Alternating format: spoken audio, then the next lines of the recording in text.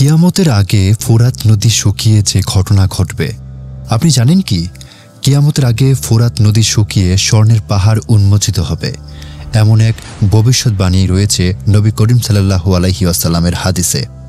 আজকের ভিডিওতে আমরা আলোচনা করব এই ঘটনা সম্পর্কে, এর তাৎপর্য এবং কি হতে পারে আমাদের জন্য এর প্রতিক্রিয়া। ডিসক্লেমার: উম্মাহ কণ্ঠের উদ্দেশ্য হচ্ছে সহিহ হাদিস ও কোরআনের আলোকে সঠিক তথ্য তুলে ধরা, যাতে সবাই উপকৃত হতে পারে। এই ভিডিওতে ব্যবহৃত তথ্য ও উপাত্ত বিভিন্ন বিশ্বস্ত ওয়েবসাইট, পত্রিকা, গবেষণাপত্র ও প্রবন্ধ থেকে সংগৃহীত। ভিডিওতে ব্যবহৃত চিত্র ও দৃশ্যাবলী সম্পূর্ণ কাল্পনিক এবং এআই নির্মিত।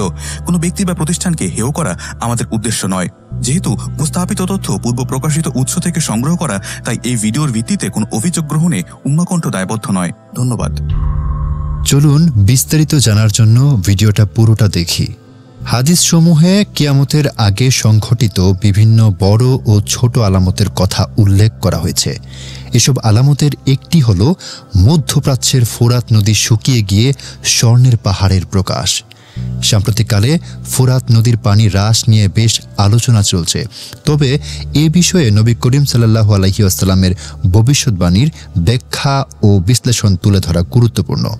ফোরাত নদী দক্ষিণ পশ্চিম এশিয়ার একটি গুরুত্বপূর্ণ নদী। এটি তুরস্ক থেকে উৎপন্ন হয়ে সিরিয়া ও ইরাক অতিক্রম করে দজলা নদীর সঙ্গে মিশে পারস্য উপসাগরে পতিত হয়েছে। প্রায় ২৭০০ কিলোমিটার দীর্ঘ এই নদী তুরস্ক, সিরিয়া ও ইরাকের জন্য পানির প্রধান উৎস। নদীটি প্রাচীন সভ্যতাগুলোর বিকাশে গুরুত্বপূর্ণ ভূমিকা পালন করেছিল। হজরত আবু হুরাইরা রাজিয়াল্লাহু আনহু বর্ণনা করেন, রাসূলুল্লাহ সাল্লাল্লাহু আলাইহি ওয়াসাল্লাম বলেন, অচিরেই ফোরাত নদী শুকিয়ে যাবে আর এর থেকে স্বর্ণের পাহাড় উন্মোচিত হবে। যে ব্যক্তি সে সময় উপস্থিত থাকবে সে যেন এর কিছুই গ্রহণ না করে। অন্য আরেকটি হাদিসে এসেছে, কিয়ামত সংঘটিত হবে না যতক্ষণ না ফোরাত নদীতে একটি স্বর্ণের পাহাড় প্রকাশ পাবে। মানুষ তা নিয়ে যুদ্ধে লিপ্ত হবে এবং প্রতিটি দলের শতকরা ৯৯ জন মারা যাবে। তাদের প্রত্যেকেই বলবে, হায়, আমি যদি বেঁচে যাওয়া ব্যক্তিটি হতাম। ইসলামী স্কলারদের মতে এই হাদিসের ভবিষ্যৎবাণীকে কয়েকভাবে ব্যাখ্যা করা হয়েছে। শাইখুল ইসলাম তাকি উসমানী বলেন, ফোরাত নদীর স্বর্ণের পাহাড় দুই অর্থে হতে পারে।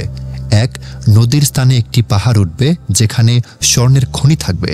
দুই, নদীর তলদেশে প্রচুর স্বর্ণের মজুদ উন্মোচিত হবে। কিছু গবেষক হাদিসের এই স্বর্ণকে কালো স্বর্ণ অর্থাৎ তেলের রূপক অর্থে উল্লেখ করেছেন, তবে মুহাদ্দিসগণ এরূপ ব্যাখ্যার বিরোধিতা করেছেন, কারণ হাদিসে জাহাব শব্দটির সরাসরি স্বর্ণ বোঝাতে ব্যবহৃত হয়েছে। সাম্প্রতিক সময়ে ফোরাত নদীর পানির স্তর উল্লেখযোগ্যভাবে হ্রাস পেয়েছে, যা তুরস্ক, সিরিয়া ও ইরাকের মধ্যে বাঁধ নির্মাণ ও পানির ব্যবহারের কারণেও হতে পারে। তবে নদীর স্বর্ণের পাহাড় প্রকাশের আলামত এখনও পূর্ণরূপে দেখা যায়নি। স্কলার ইবনে হাজার আসকালানি রহমতুল্লাহি আলাইহি বলেছেন, এই ঘটনা ইমাম মাহাদির আগমনের ঠিক পূর্বে সংঘটিত হবে।